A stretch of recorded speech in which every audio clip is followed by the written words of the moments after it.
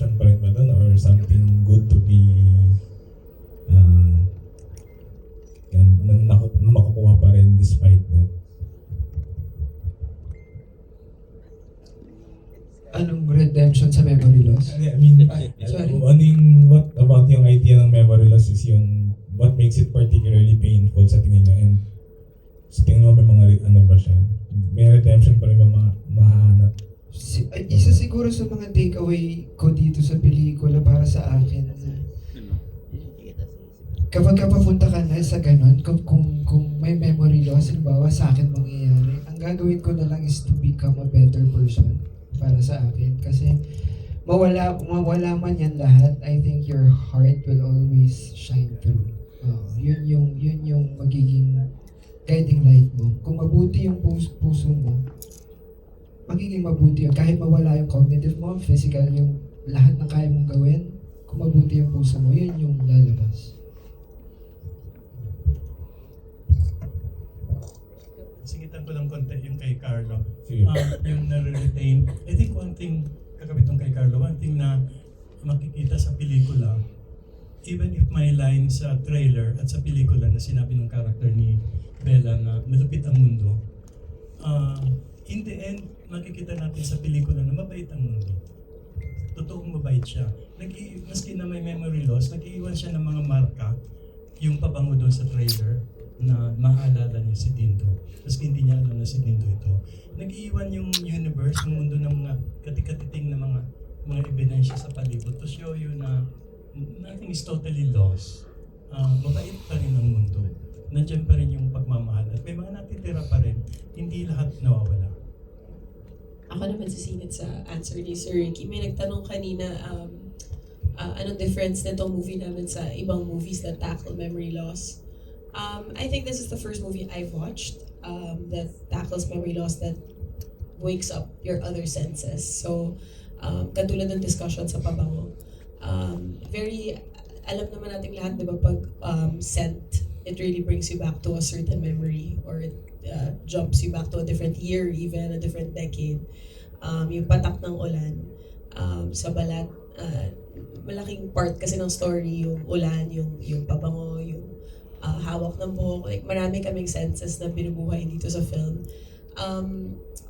It's so beautiful na we used so many devices, I feel, to remind Dindo and Sandra who they are or what their love is like. And I think when the audience finally watches, their senses will come alive. I think that's the difference for me watching this and say like the Korean version or the Japanese version or even something like 50 First Dates, diba? Kasi ang dami naman ng movie about memory loss, but this is the first one I've watched. Now, while I was watching, nararamdaman ko yung lamig ng ulan. Hindi ko alam kung dahil ba ako yung artista dun sa film, but hopefully it translates and you guys see it too.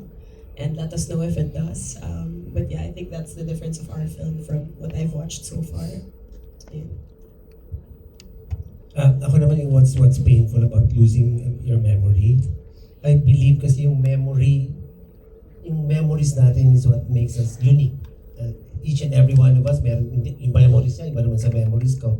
So pag yung memories ni Jerry, which make him Jerry, pag isa-isa mong inalis yun, parang nawawala na yung pagkatao, nawawala ako bilang, nawawala yung pagiging Jerry ko. Kasi nga, akin yun memories ko yan Like your memories, sa'yo lang yan. Yan yung bumubog sa pagkatao mo, tumutulong sa pagbuo ng pagkatao. Ang sakit isipin na, kasi di ba kung malungkot tayo, we think of happy thoughts, happy memories, para mapangiti, makalimutan yung dinadalang problema. Imagine mo kung wala ka na noon, wala ka na ng mga ganon. So yun yung masakit about losing memory. Thank you. Thank you po. Thank you daw. Siguro yung kabuuan po, lahat sama-sama, kung sino yung kasama mo, kung kailan nangyari, kung saan. Kasi yun yung nagpapaspecial yung kabuuan hindi lang naman pwede kang the whole package, hindi ka pwedeng mamili ng isa lang para sa akin. Okay. Yeah, same po. Parang total, everything. The totality. Yes, the totality. Thank you. For Sir Ricky, ano pong pinaka painful line dito sa movie without spoiling the story for you personally? Pinaka-painful line. With ang dami. Ito, sakit talaga. one that stands out in your memory? Well, merong isa na naalala ko na painful, doon akong spoiler ito, nang tinawag niya si Dindo na Roy. So the line is Roy. It's one word, but it's very painful. May trauma ako dyan kay Roy na yan.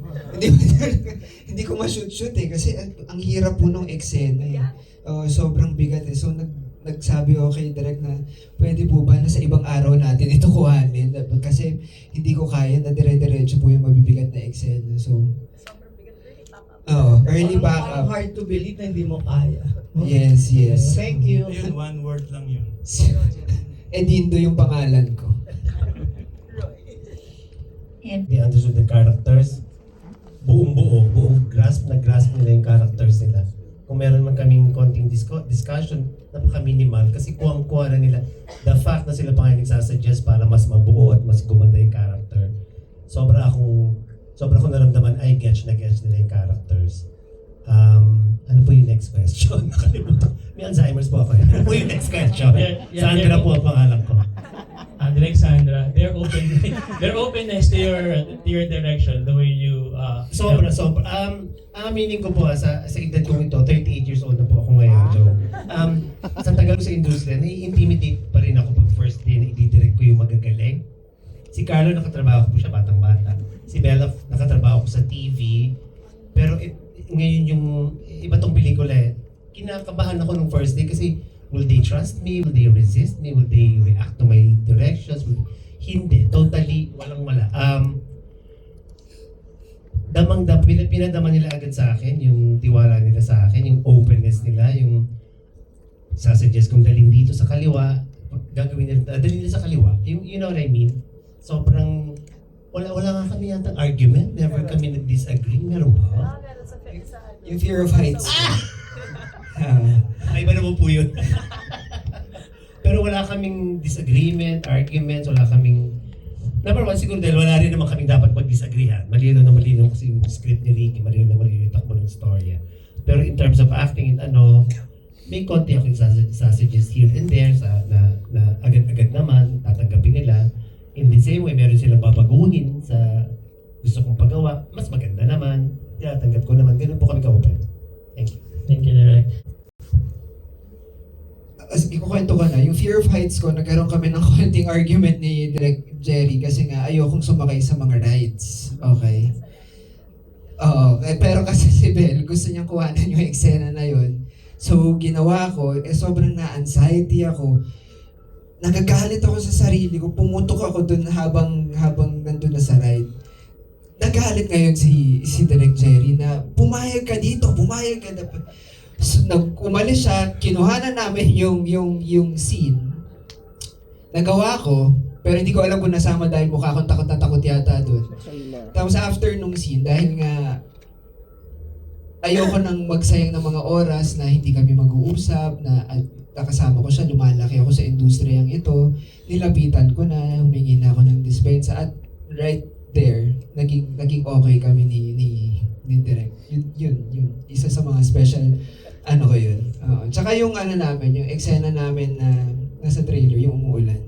Gusto ko yun. Thank you, Carlo. Bella?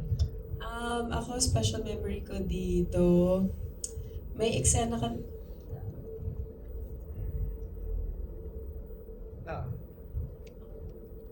May eksena kami dito ni Carlo na heavy scene, magbabasag siya ng mga plato. So, dahil budget.com po kami dito at one camera lang nung araw na yun.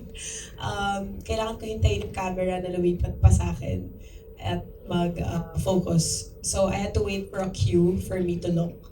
Tapos sabi ko, sobrang tagal na. Kanina pa nabasag yung plato, wala pa rin nagko-cue sa akin. Ano kaya nangyari? So, pagtingin ko si Carlo nasa sahig na, parang muntik siya mag-pass out. Or nag-pass out. Na-high blood si Carlo sa eksena. So, si Carlo kasi pag hindi kami nagtitake, pag lunch, ang gusto niya kainin lagi mga liempo, taba ng baboy. Siguro dahil sobrang payat niya, akala niya okay siya.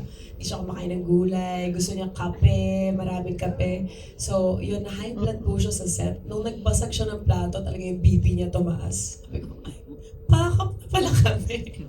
That's the most special memory for me. Kinabahan ako, sabi ko, ang tagal ko linigawan tong pelikulang to. Hindi pa ata matutuloy. But no, he took it like a champ. Right after that, they checked his BP. They gave him something to smell. They gave him meds. He wanted to shoot right after. Diba, direct? Ayaw na nila. Ayaw na naming lahat kasi nag-violet na yung labi niya. Gusto niya pa mag-shooting. Kinakausap ako ni Direk sa comms. Sabi niya, Bells, nak, sa ibang araw na natin itutuloy. Ay, opo, Direk, opo. So, kinalimutan ko na yung eksena, tumigil na ako umiyak. Biglang si Carlo nakita ko sa Visayas, no, Direk, one more. Bumitaw na. Sobrang galing masyado, sobrang professional. Ayaw niyang umuwi. Pero hindi, pinauwi na namin siya.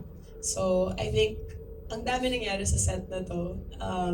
Health scares, height scares, but funnily, Rain, near-death experiences, but